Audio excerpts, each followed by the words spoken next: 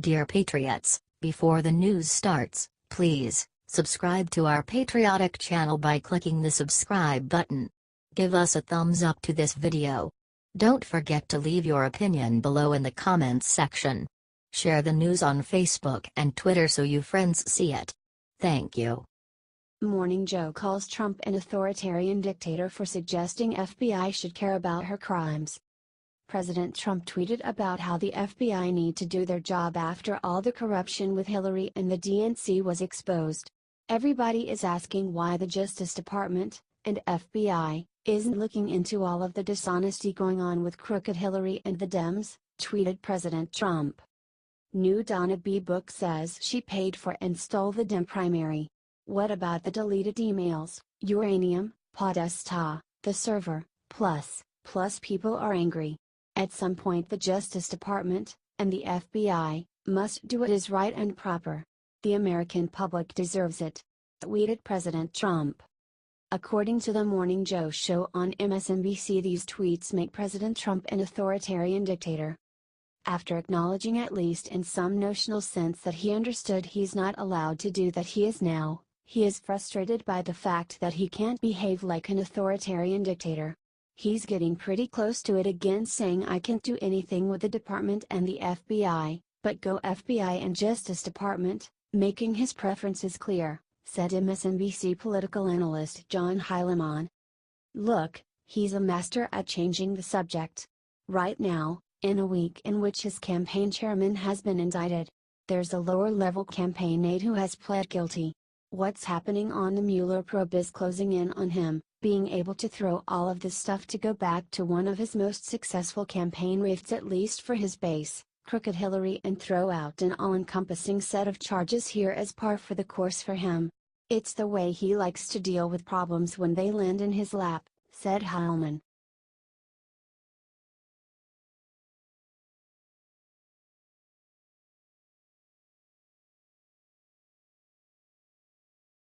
Oxford scientists conclude that Hillary lost election to Trump because of robots. Hillary Clinton tries to blame everyone but herself for her humiliating loss to President Trump. The Russians, sexists, fake news, racists, Bernie Sanders, and more. She wrote an entire book about it. Now a group of scientists at Oxford just gave her a brand new excuse. Robots. According to their study, Hillary would have won if it weren't for robots. Building on the intuition that voters who have lost out to technology are more likely to opt for radical political change, we examine if robots shaped the outcome of the 2016 U.S. presidential election, wrote Oxford scientists in a paper titled Political Machinery. Did robots swing the 2016 U.S. presidential election? Pitching technology against a host of alternative explanation, including workers' exposure to globalization, immigration, manufacturing decline, etc., we document that the support for Donald Trump was significantly higher in local labor markets more exposed to the adoption of robots, said the paper.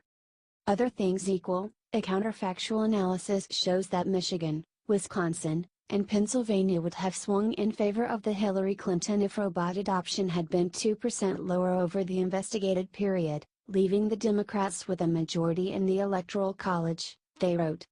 Democrats have a new strategy. Destroy all robots and technology and Hillary Clinton might do better. It's brilliant.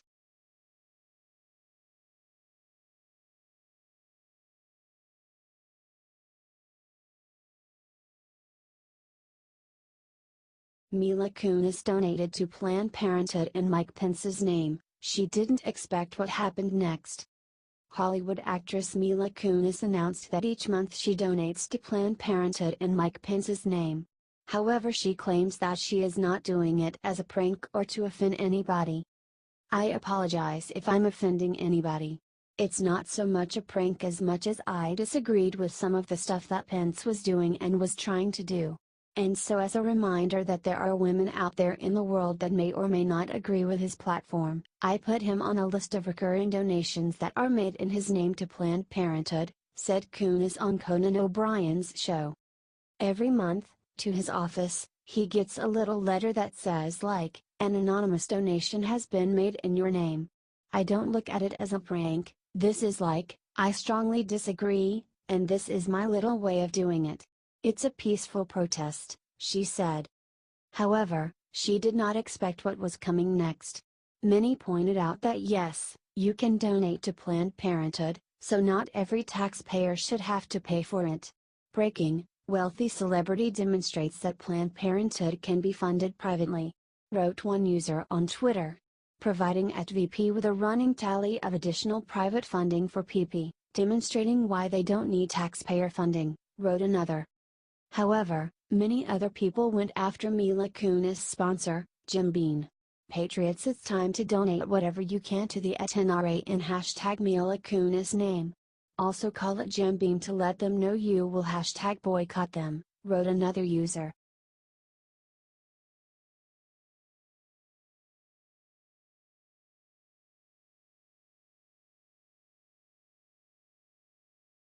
Oh hell no, YouTube just did something terrible to Diamond and Silk.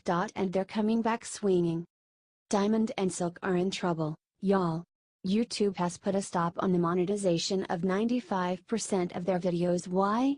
According to Diamond and Silk, it's because they are loyal supporters of President Trump. YouTube no longer allows users to make money off of videos that promote extremism, and Diamond and Silk's videos have, for some reason, been flagged as not suitable for all advertisers. Amen. Diamond and Silk make awesome, funny, and hard-hitting videos that support President Trump. It looks like YouTube is trying to suppress their viewpoints by defunding their videos. But we know these ladies won't back down. YouTube released these new guidelines August 1st. We'll soon be applying tougher treatment to videos that aren't illegal but have been flagged by users as potential violations of our policies on hate speech and violent extremism. If we find that these videos don't violate our policies but contain controversial religious or supremacist content, they will be placed in a limited state. The videos will remain on YouTube behind an interstitial, won't be recommended, won't be monetized, and won't have key features including comments, suggested videos, and likes. This sounds like straight up censorship, and like it could be abused to silence conservative speakers like Diamond and Silk. Washington Times.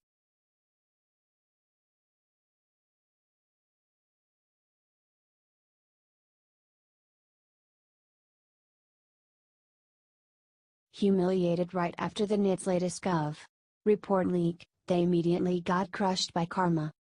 Another day, another lie for the New York Times.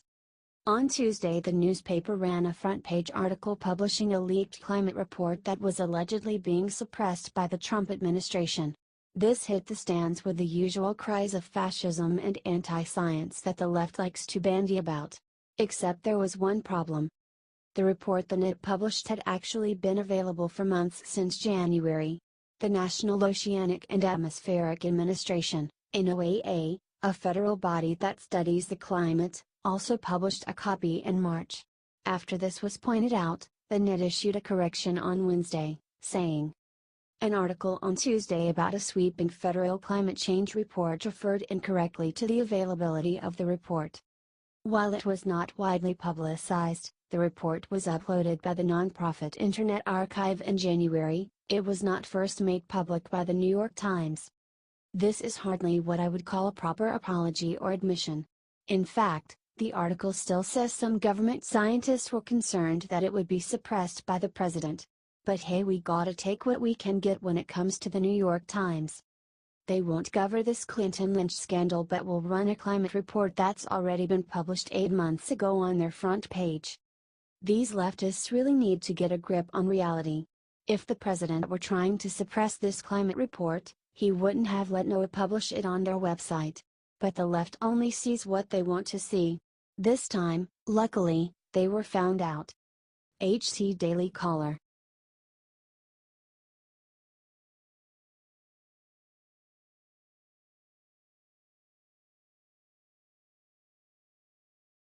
When this GOP sin told everyone the sick thing he wants to do to Trump, even Dems were shocked.